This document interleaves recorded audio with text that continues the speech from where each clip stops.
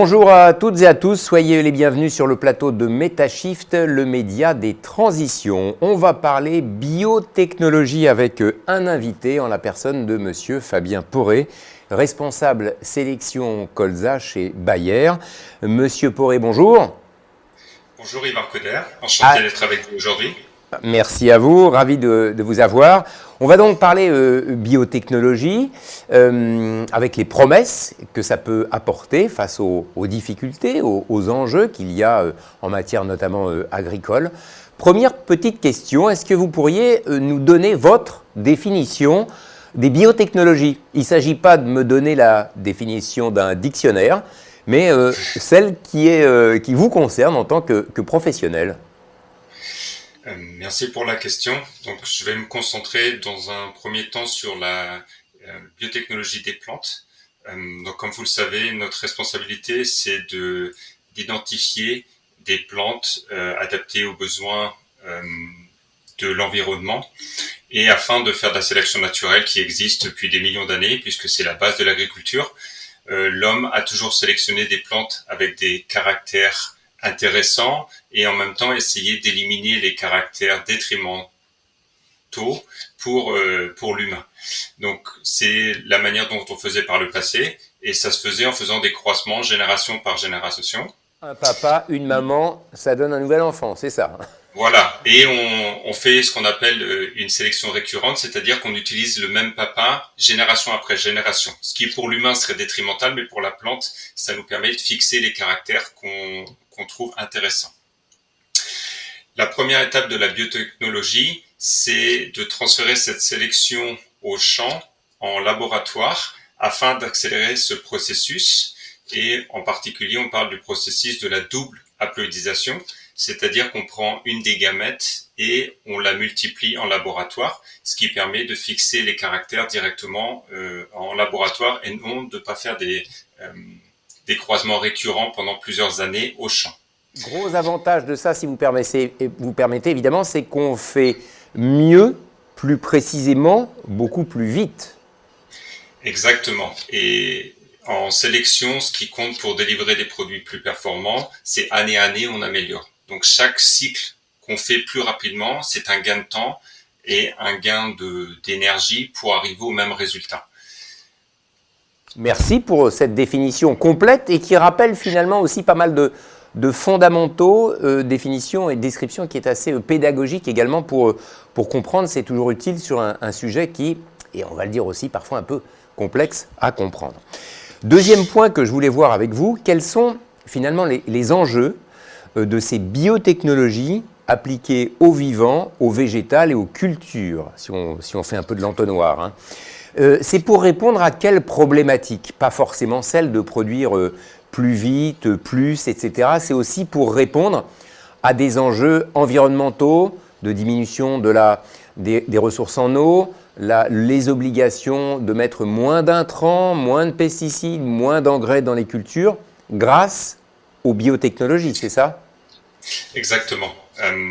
Donc vous savez, un des enjeux de Bayer, c'est de répondre aux demandes de la population grandissante en utilisant une surface qui, elle, diminue d'année en année et en limitant l'impact de l'agriculture sur l'environnement afin d'avoir une agriculture qu'on appelle plus durable. Donc pour ce faire, on essaie d'identifier des plantes avec des caractéristiques qui demandent moins d'intrants ou qui utilisent mieux les intrants qui sont disponibles et en même temps des plantes qui soient plus résistantes aux insectes, aux maladies dans un temps, mais aussi qui soient plus adaptées aux besoins, au changement climatique, c'est-à-dire besoin en eau limitée et une meilleure adaptation à la température. Pour ce faire, souvent, l'idée, c'est d'avoir un cycle plus court où la plante grandit au moment où les ressources sont disponibles et le cycle est terminé avant la limitation des ressources. Si je prends par exemple le maïs, lors de la sécheresse de l'été, l'idée, c'est d'avoir le cycle terminé avant que cette sécheresse arrive pour éviter l'irrigation qui, forcément, n'est pas durable dans un contexte plus long. Concrètement, on arrive déjà à ce type de résultat que vous évoquez là précisément? Donc il y a un gros travail qui est fait Donc, quand on parle de sélection, il y a une partie qui se fait au laboratoire où on identifie les gènes ou ce qu'on appelle les QTL, donc des séquences de gènes qui codent des caractères spécifiques.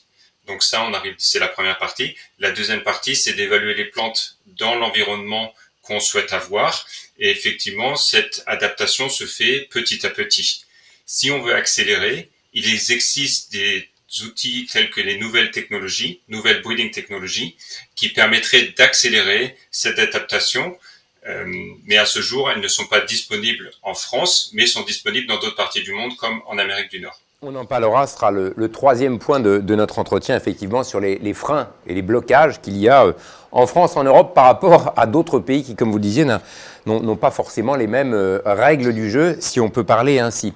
Quels sont finalement aujourd'hui, et sans trahir des objectifs de recherche en France ou à l'étranger, les grands enjeux de ces biotech appliqués aux vivants, aux cultures?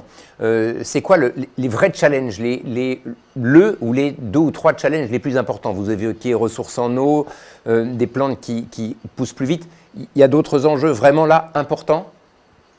Clairement, c'est d'avoir des plantes plus résilientes. Donc, si on parle au contexte européen, c'est des plantes qui correspondent aux objectifs du Green Deal, qui, je le rappelle, sont d'avoir une agriculture neutre en carbone et en CO2 en 2030. Donc, clairement, c'est d'avoir des plantes qui ont besoin de moins d'intrants, puisque c'est un des points négatifs de l'agriculture aujourd'hui. Donc, c'est-à-dire une meilleure utilisation des fertilisants qui sont disponibles ou un besoin moins d'apport d'engrais chimiques pour pouvoir avoir le même rendement. La deuxième partie, c'est l'eau, puisque c'est clairement le point qui est essentiel pour tout le monde.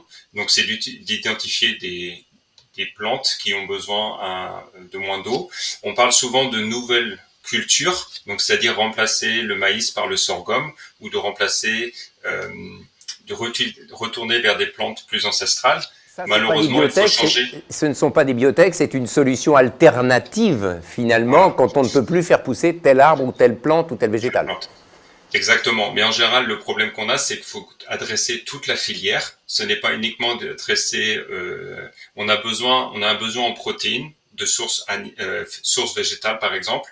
Il faut avoir une plante qui soit cultivable pour l'agriculteur, qui soit transformable pour la chaîne de transformation et qui soit consommable pour le consommateur à la fin.